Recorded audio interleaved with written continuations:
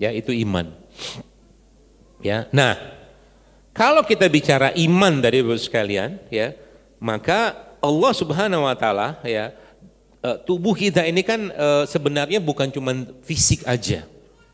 Ya. Tubuh kita ini, ya, Allah bekali ada ruhnya, ada jiwanya, ada hatinya, ya. Dan perangkat-perangkat fisiknya itu semua, ya, itu tadi kalau kita bicara tentang tadi iman, ini saya coba analogikan saja. Kita bicara analoginya iman tadi yang naik karena ketaatan atau ibadah yang dilakukan karena cinta kepada Allah, maka imannya akan naik.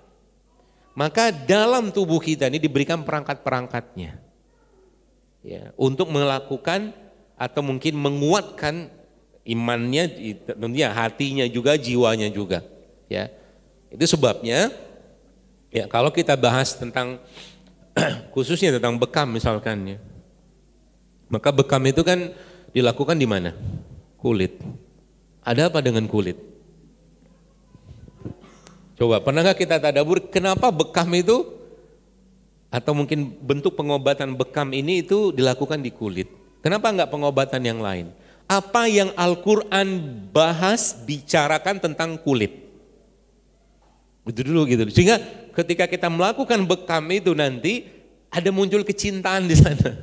Ini kita sering lupa. Ya, contoh, kita tahu banyak orang, ada beberapa kata ilmuwan, ya, yang akhirnya mereka masuk Islam gara-gara tahu bahwa reseptor, ya, reseptor tubuh kita ini paling banyak letaknya ada di kulit. Ya, saya ada lihat satu serial dokumenter di Netflix waktu itu. Jadi ada orang cerita tentang apa namanya mata-mata gitu lah. Jadi itu dia ya ini ceritanya nggak bagus, tentunya bicara tentang pembunuhan gitu. Itu ternyata dia ngebunuh orang tadi nggak disuruh makan racun, nggak apa segala macam. Gagang pintunya itu dikasih racun namanya, dipegang 2 menit mati. Itu dahsyat yang kulit. Ya, karena bagian paling luar tubuh kita, ya, atau bagian terbesar yang dalam tubuh kita yang paling banyak reseptornya itu ada pada kulit. Dan kulit ini Bapak-Ibu sekalian, ya, itu dia berkomunikasi dengan otak. Kulit. Kalau rangsangannya baik, ya, maka otak akan memberikan respon yang baik. Ya, contohnya apa? Rangsangan yang sifatnya kenyamanan, kan sentuhan. Sentuhan. Jadi misalkan nih anak-anak tantrum itu, atau sebelum tantrum deh, kita bahas tentang anak-anak yang demam. Kan sekarang lagi tren tuh skin to skin. Jadi ketika demam, bapaknya atau ibunya, maaf gitu kan, bapaknya lah lebih gampang kalau ibu nanti susah ngebayangin. Bapaknya buka bajunya, lalu anak itu dibuka bajunya, dibekep skin to skin. Itu demam, untuk mengatasi demam pada anak. Tadi malam ada salah satu sahabat saya anaknya demam tinggi. Dia bilang udah dipeluk belum Ustaz? Dia bilang sudah, dia bilang peluk aja. Sebenarnya kalau kita turun lagi ke bawah sedikit, ya, bahas tentang ada rasa di kulit kita, ya, turun lagi ke bawahnya, rasa itu yang menimbulkan siapa? Coba. Ya Allah, itu jawaban standar ya. Kan bakteri. Maka semakin bagus bakteri dalam kulitnya, ya, maka semakin baik nanti yang akan dirasakan oleh orang tadi. Jadi kalau orang itu ya bakteri dalam tubuhnya itu sehat, ya, sehat maksudnya seimbang, ya, maka Masya Allah yang akan dirasakan orang lain pun, misalkan kalau dia keluarga, suami, istri, anak segala macam, itu akan beda sekali dengan orang yang bakterinya bermasalah. Bahkan orang yang bakterinya bermasalah pun lihat dari mukanya aja udah nggak seneng, nggak nyenengin. Ada orang Pak, mukanya itu nggak ada senyum-senyumnya gitu kan. Ya, nggak ada apa ceria-cerianya gitu. Ya, seperti itu. Ya, maka kulit ini sekali lagi dia berkomunikasi, ya. Dia punya fungsi yang sangat-sangat banyak, ya. Mulai dari dia organ sosial, dia bagian komunikasi dengan yang lain, ya. Kemudian dia juga sebagai apa? penghasil sel-sel imun, ya, itu kulit tuh. Bagaimana caranya kulit ini untuk dikuatkan, mempengaruhi tubuh kita secara imunitas? Kan dua versi kalau iman tadi. Versi pertama tadi apa? Iman itu bisa naik dua hal tadi kan, dengan ketaatan, ibadah yang dilakukan dengan apa? Dengan cinta, dengan kasih sayang. Yang kedua dengan apa? Ketaatan. Ya. Nah, kalau versinya tadi saya katakan, kulit itu bagian paling luar tubuh kita yang paling punya banyak reseptor atau kelenjar. Maka kalau Anda sudah tahu filosofi ini, maka Anda akan bersyukur, beruntung banget umat Islam, umatnya Rasulullah SAW ini, itu diberikan syariat berwudu. Itu kan disentuh. Seperti ada cinta di situ. Coba, kau pikir nggak? Kok wudu? Iya kan? Itu kan sentuhan nyaman. Maka wudu itu bukan dialirin. Coba bacanya dalam surah Al-Maidah itu. Orang kan wudu air ngalir. Bukan itu. Membasuh dan menggosok. Kan bahasa Quran gitu. Gitu loh. Membasuh dan menggosok, digosok. Semakin bagus gosokannya, atau jadi salah satu yang gosokan gitu kan, bukan gosokan ini ya, gosokan tangan. Ya apa? Usapan. Semakin bagus usapannya, semakin panjang usapannya semakin bagus. Loh kok semakin panjang? Iya. Bagaimana cara agar wudhu kita itu lebih berkualitas? Kata Nabi SAW, panjangkan usapanmu. Jadi misalkan Anda nih, kan batasnya kan di sini nih, ya kan? Naikin ke atas. Ada sunahnya? Ada. Tanya sama ustadz-ustadz yang ahli fikih itu. Ya, kaki misalkan, mata kaki aja naikin sampai ke atas sedikit, ngebasuhnya. Usapan. Gitu loh. Kan salah satu syariat yang luar biasa. Ya. Apalagi ditambahkan dengan salah satu cara yang juga saya itu kagum ya. Kadang-kadang kalau saya lihat ada sesuatu di situ gitu loh, pasti yang luar biasa. Contoh begini, waktu Nabi SAW mau meninggal, Nabi minta apa? Mau wafat, lagi demam-demamnya, sakit berat. Ada dua hal yang Nabi minta waktu itu. Ingat gak? Siwak. Mau meninggal minta siwak. Waktu segitu dahsyatnya siwak gitu loh. Iya kan? Yang kedua Nabi minta air kan? Sehingga saya begitu. Karena apa? Karena saking pentingnya oral, kalau mungkin bahasa orang-orang sekarang, oral hygiene. Kesehatan mulut. Itu sebabnya, gimana mau mentahnik anak si bapaknya, misalkan kalau bapaknya mulutnya berantakan. Iya kan? Udah sikatan kalau inget, gigi lobang sana sini, gitu loh. Jaga kebersihan mulut enggak, ngunyah kurma, boro-boro dapat bakteri baik, dikasih ke anak malah justru infeksi di anaknya, gitu loh. Jadi kita tuh melihat sesuatu, kenapa? Apa yang Al-Quran bahas, apa yang Nabi contohkan, itu kan harus kita dadaburi bro sekalian. Ya, supaya apa? Muncul apa? Kecintaan, itu yang penting sebenarnya. Beda orang yang melakukan suatu ketaatan itu karena kebutuhan, kecintaan, rasanya dia terhadap ibadah tadi, kebutuhan dengan Allah, dengan orang yang melakukan sekedar biasa-biasa aja. Beda sekali Pak Bu. Ya, dan itu yang akan menjaga dia. Ya, itu salah satu fungsi kulit tadi saya ceritakan. Ya, jadi Masya Allah ya, dari satu kulit ini saja itu ternyata efeknya itu luar biasa. Dan ya, yang luar biasa lagi, seluruh rangsangan di kulit kita, ya, seluruh rangsangan di kulit kita itu akan mempengaruhi fungsi sebagian besar organ termasuk otak. Keren kan? Lagi susah hati nih, ada orang lagi susah hati, ada seorang anak lagi susah hati. Bagaimana caranya supaya anak ini hilang atau berkurang susah hatinya? Gampang, peluk dia, rangkul dia, sentuh dia, ucapkan kalimat yang baik, otaknya akan tenang. Serius. Kulit kan? Gitu loh.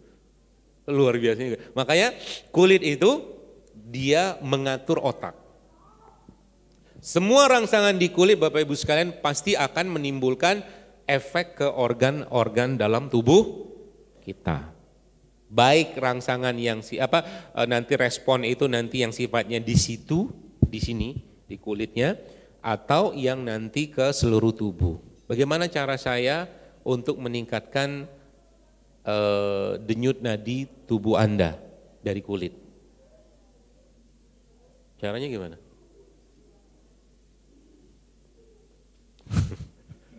Nggak mau mikir apa gimana? Saya tunggu aja dok jawabannya dok. Nanti kalau dokter jawab apa itu saya mau jawab itu dok. Gitu loh. Bagaimana cara supaya saya bisa membuat denyut nadi Anda bertambah? Gampang, saya cubit aja. Ya kan? Nyeri kan? Semua nyeri pasti menimbulkan respon. Gitu pelajarannya. Iya kan?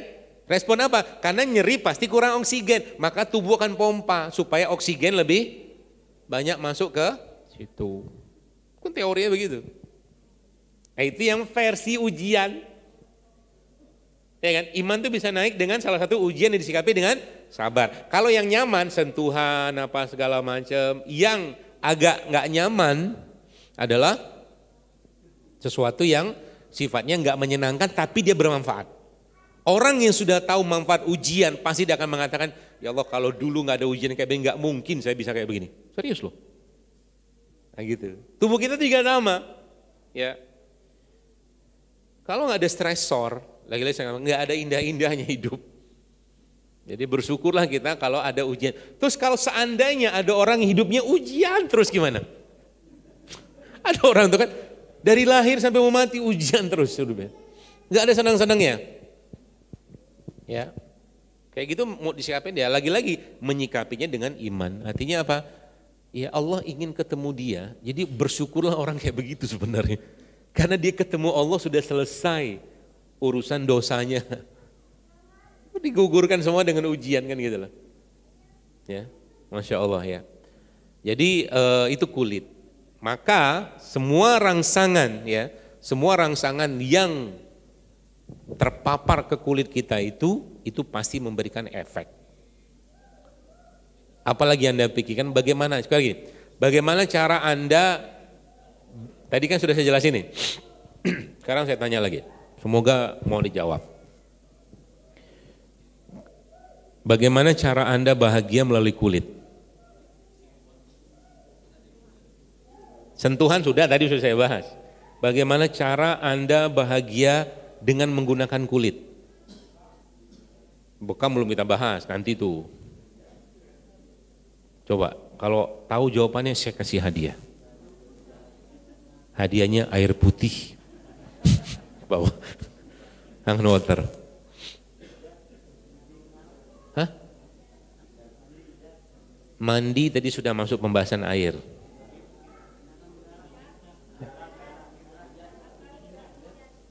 Diapain? Didinginkan? Enggak sih, enggak terlalu. Itu benar, tapi itu nanti kita bahas pendinginan itu. Hah? Pijatan? Oke. Pijatan tapi butuh modal. Ya kan? Modal pertama uang, modal kedua istri. Apa? Hai, itu gampang sekali, Masya Allah. Elus, dielus, udah tadi. Berjemur itu loh. Matahari itu, kan orang pikir, selama ini kan dengan kemarin pandemi Covid segala macam, tadi kan matahari kan naik daun. Matahari naik daun, orang berjemur maksud saya gitu kan. Padahal itu tuh sebenarnya efeknya Masya Allah luar biasa loh, dahsyatnya matahari itu. Ya, bukan cuman sekedar ya kalau bahasanya kita kan apa namanya mengubah provitamin D menjadi vitamin D gitu kan. Itu benar nggak? Ya benar.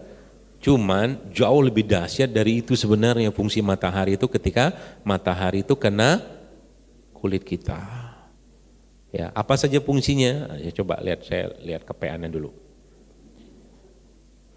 Banyak sekali sekarang itunya tuh, manfaatnya ya. Apa yang dilakukan sebenarnya? Pertama, lihat. Dia bisa memicu keluarnya endorfin matahari. Keren loh matahari. Makanya sampai ada Allah sebutkan wasyamsi waduha. Sebutin duha gitu. Demi matahari dan cahaya di pagi hari. Kan spesial banget. Pakai waw kasam, pakai waw sumpah. Apalagi dia akan munculkan dopamin. Dopamin. Bahagia juga tuh. Ya. Serotonin. Hormon bahagia lagi. Melatonin. Antioksidan. Itu kerjanya dia tuh. Antioksidan, dia bisa memunculkan energi dari tubuh kita, dia bisa memicu ada namanya ATP, adenosine triphosphate. Itu salah satu energi tubuh kita, itu bisa terproduksi dengan matahari tadi. Ya, sampai ke sirtuin. Sirtuin apa? Hormon anti aging. Ya. Makanya riset kalau Anda buka di internet gitu ya, Anda browsing di Google gitu nanti ketik. Anda ketik aja correlation ya, correlation between sun matahari and cancer ya, atau mungkin between sun and circadian rhythm. Jadi hubungan antara jam biologis tubuh dengan kanker. Ya makanya orang itu bisa sakit kalau enggak kena matahari. Itu. Jadi bekam itu paling bagus di mana sebenarnya? Bukan di ruangan. Di bawah pohon. Kena matahari. Kayak gitu. Bagus itu. Hah? DPR. Di bawah pohon rindang. Ya kenapa? Karena memang dapat dua-duanya. Ya. Saya nggak tahu teknisnya gimana. Agak ribet sih. Tapi bagus itu. Ya, kalau bekamnya panduknya lumpuh. Kalau bekamnya saya sampai jam berapa ini? Ini baru seperempat bab soalnya. Sampai setengah 11. Oh ya. Karena masih ada Ustadz Andi Hasbi. Nanti beliau tanya, antum Bapak Ibu tanya sama beliau nanti teori-teorinya. Kalau saya bagian lucu-lucunya aja. Ya sampai ke apoptosis, termasuk ada satu proses yang kita kenal sebagai autofagi, itu bisa dipicu oleh sun, matahari. Keren kan? Gitu. Jadi tadi saya katakan, wah kalau bisa bekamnya itu dapat sinar, bagus banget. Lagi bekam kena sinar matahari. Gitu. Jadi mungkin caranya gimana? Ya pikirkanlah klinik Anda itu ketika lagi ngebekam, yang lagi dibekam tuh mataharinya kena ke orang itu. Mungkin di atasnya pakai kaca. Ya, terserahlah itu urusan masing-masing apa caranya. Jangan bikin pusing saya. Saya kan ngomong teori. Kayak gitu ya. Nah, lalu ya mana dia? Bagaimana? Jadi apa yang sebenarnya terjadi gitu kan? Pada bekam itu. Makanya saya setuju sebenarnya sebelum Anda bekam itu Anda pijet. Tapi tolong pijetnya itu yang keras-keras. Karena kerasnya nanti kan ada di bekam, jadi pijit itu yang halus-halus saja gitu loh. Pakai minyak zaitun apa segala macam gitu loh. Sehingga Anda sudah mulai komunikasi sama bakterinya. Bakterinya orang tadi. Pijit itu kan kadang-kadang pakai dendam gitu. Ini orang kemarin disuruh balik kalau pijitnya pakai otot perut gitu kan sakit loh. Kayak gitu loh. Bagus tuh kalau menurut saya sih ya. Ya terlepas dari kita bicara SOP lain cerita. Maksudnya massage itu cara yang paling mudah untuk mengakrabkan diri kita dengan orang yang akan kita terapi ya. Nah seperti itu. Nah baru masuk. Ya ini kan saya kasih urutannya begitu. Ya urutan bekamnya tadi. Bahwa tadi kan ingat gak kata-kata saya tadi? Bahwa semua stresor itu tekanan yang dilakukan di kulit itu akan menimbulkan dua respon. Respon yang pertama ada di tempatnya itu, oke? Respon yang kedua ada di otak. Kenapa? Skin run your brain. Kulit itu mengatur otak. Itu fisiologisnya kayak begitu. Ya, makanya saya katakan tadi, kenapa orang bisa bahagia dengan sentuhan. Ya. Kalau Anda yang punya anak, ya, yang dulu misalkan Anda atau kita pernah lama meninggalkan anak karena alasan kerja atau apapun gitu kan. Makanya coba dirutinkan memeluk anak itu tiap hari. Itu efeknya bagus banget. Berapa lama? Menurut teorinya 20 detik. Jadi Anda bawa stopwatch tuh agak mana. Waktu Anda peluk dia sambil dielus-elus gitu kan. Seperti itu. Nah, bekam Bapak sekalian, maka kita tahu ya. Dia kan stresor. Jadi sebenarnya kan tadi ada ibadah, ada ujian gitu lah. Jadi bekam itu sebenarnya kalau versinya pakai bahasa syariah tadi itu ujian sebenarnya. Ujian dia. Kenapa? Sakit. Iya kan? Tapi sakit itu bagus. Sebab kalau sakit kita akan ketahuan ya. Kalau sakit kita akan tahu seberapa kuat imun kita. Nah, ketahuannya dalam sisi iman. Ketahuannya iman kita tuh levelnya di mana adalah saat ujian. Tadi cerita Cianjur tadi itu. Ya kan? Sama kayak bekam. Makanya lagi musim apapun segala macam ya kita nggak perlu salahkan musim. Kita tanya seberapa kuat imunitasnya kita yang sudah kita bangun selama ini ketika musimnya tiba, ya akhirnya kita alhamdulillah biiznillah baik-baik saja. Meskipun ya kalau Allah berkehendak dan mentakdirkan kita sakit aja. Ya kayak saya pilek ini. Sakit. Ya nggak sakit sih tapi ya bindeng aja suaranya. Flu nggak ada ya biasa aja cuman lagi di setting ulang kali sama Allah mungkin. Hidungnya nikmati aja seperti itu ya. Nah responnya ini Bapak sekalian ya, responnya ini tadi sifatnya kan bisa di tempat itu atau di atas ya. Kalau sifatnya secara sistemik ya, secara umum ya biasanya dari sini ya, maka ya bekam itu pasti akan menimbulkan respon itu. Ya, respon lokal ataupun respon yang sifatnya sistemik. Apa yang akan terjadi? Sudah saya bilang tadi kan di awal. Bahwa kulit itu mengatur hampir semua organ termasuk otak. Artinya kalau orang ini kalau kita bahas pakai versi yang gampang dicerna, ya, maka adakah orang yang gak kuat dengan ujian? Ada loh. Orang yang gak kuat dengan ujian. Ada. Yang terjadi apa? Dia jadi lemes, jadi apa? Sama kayak bekam. Kan ujian. Ujian untuk mendapatkan respon di lokal sama di atas. Kalau nggak kuat gimana? Semaput. Gitu loh. Maka yang bisa paling tahu orang ini bisa dibekam atau tidak itu ya pembekamnya itu. Dia tahu dari mana? Ya kelihatan kan orangnya kan. Mungkin kalau secara fisik diperiksa segala macam, tapi lagi-lagi saya sampaikan, tidak semua pasien juga bisa dibekam. Ya, kalau responnya katakanlah secara kejiwaannya atau mungkin, makanya perlunya kita ngobrol gitu kan sama pasien tadi, ya, menyampaikan katakanlah kalau Anda tahu teorinya, bagaimana kerja bekam bla bla segala macam itu bagus, ya. Tapi yang paling penting itu adalah pesan cintanya, itu yang paling penting.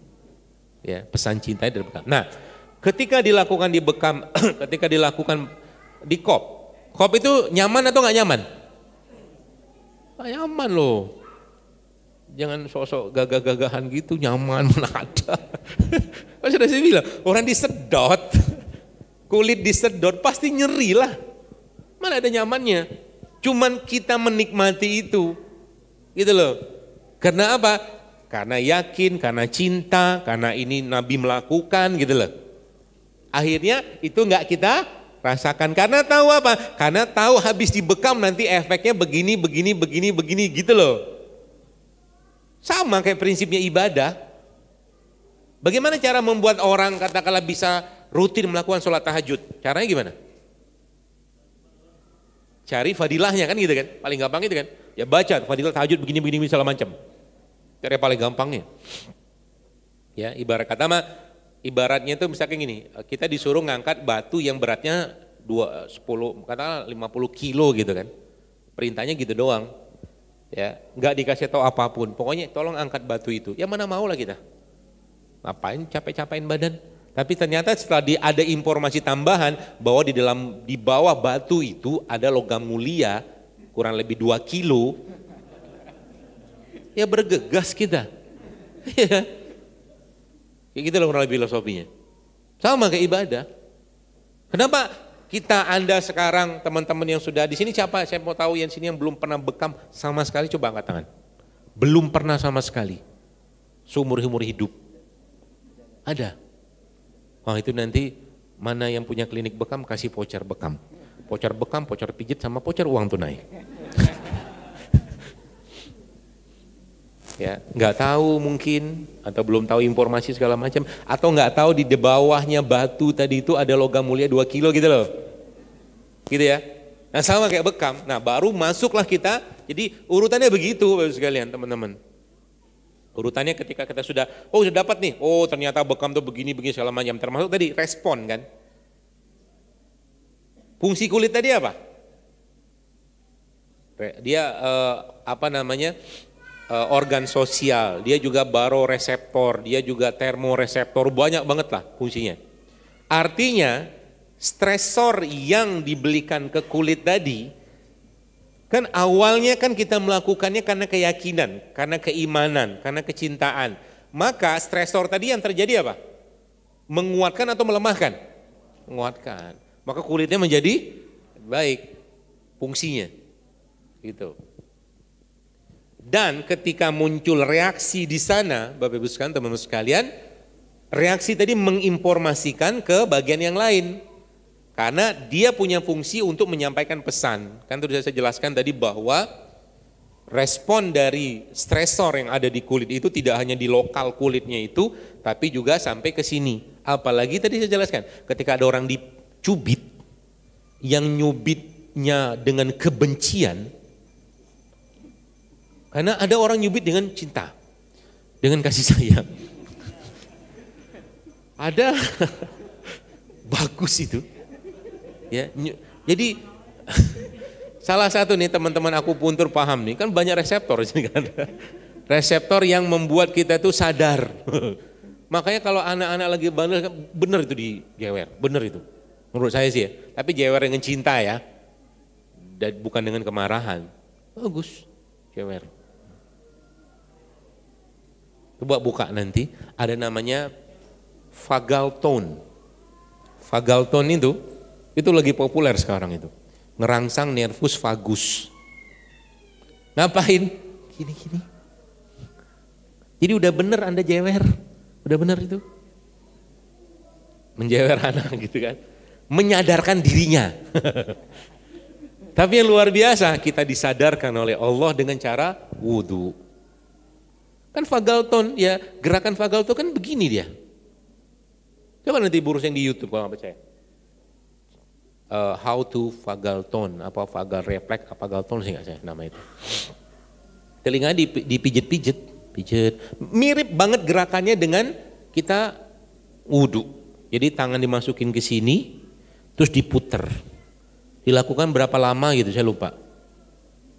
Nah gitu, canggih kan. Nah, respon itulah Bapak Ibu sekalian yang memicu apa? Memicu naiknya sistem imun tubuh kita. Jadi rangsangan tadi. Rangsangan pertama adalah rangsangan kop keringnya, udah nyeri itu. Nyeri kan? Ketika nyeri, apa yang terjadi? Maka otomatis untuk area lokal pasti akan disuplai tambahan oksigen karena nyeri. Semua nyeri pasti akan kekurangan oksigen. Itu teorinya begitu, fisiologisnya. Kalau itu tidak, ini biar gampang dicerna ya. Tidak cukup respon di lokalnya, maka dia minta bantuan ke pusat. Sini, otak. Otak kita ini kan kelenjar apa semua segala macam. Dia kan mengirimkan pesan. Ya, nyeri itu akan membuat otak akan mengeluarkan hormon. Ya, karena nyerinya dengan cinta, gitu. Yang keluar hormon cinta. Tapi karena fisiologisnya pasti akan ada nyeri, maka hormon stres pasti tetap akan keluar. Nggak mungkin nggak, tetap akan keluar. Ya. Lalu mereka ngobrol-ngobrolnya ada apa nih? Gitu loh. Di sini itu ngobrol, di punggung ngobrol. Ada kerusuhan ini. Oh iya, kerusuhan. Kenapa kerusuhan? Ini teman kita dibekap di sini. Di sini kan, daerah kulitnya. Tiba-tiba datang serangan berikutnya. Diapain? Tusuk atau disayat. Ya. Waduh, ternyata bukan cuman sedotan doang nih. Ternyata muncul berikutnya dilukain. Skarifikasi apapun namanya. Tusuk kek, disayat kek. Langsung ngobrol lagi dia sekitar itu. Ini responnya nggak bisa kayak tadi nih. Seluruh sistem imun kita harus dikuatkan, harus dipanggil. Karena ini sudah ada yang terbuka, kata dia gitu. Wow.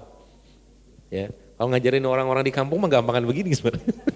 Ya, nanti kalau Anda di kampung maksudnya praktek gitu ya, bukan Anda kan bukan orang kampung. Maksud saya nanti ke orang-orang awam lebih gampang dicerna.